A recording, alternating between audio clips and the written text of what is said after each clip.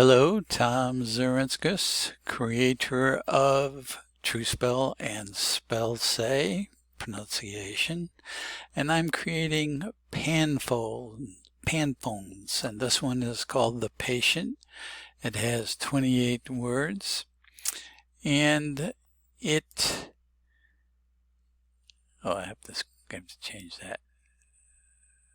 28 words. Oh, schnitz. Hello, Tom Zarinskas here, creator of TrueSpell Phonetics and Spell-Say pronunciation.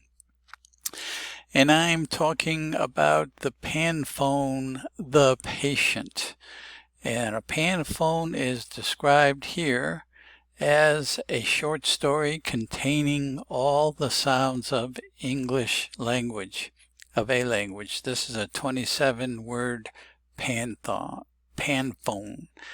and it goes like this. I'll read the phonetics. The patient had a seizure in her chair.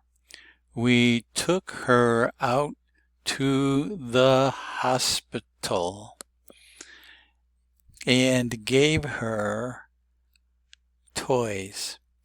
Time was short, yet she managed both faultlessly. I guess the toys and the seizure. So there is a summary to prove that there is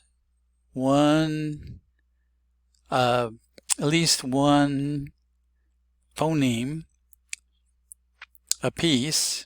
There are 23 consonants and 17 vowels, and they're listed here.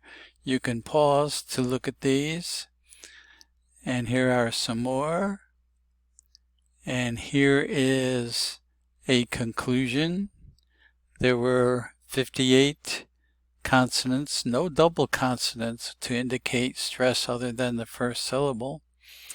And there were, let's see, how many vowels? 34 vowels, and there is more of a count summary here. 27 total words, and 37% were vowels, and 63% were consonants. And that's a typical breakdown for vowels versus consonants. So you're welcome to read this over.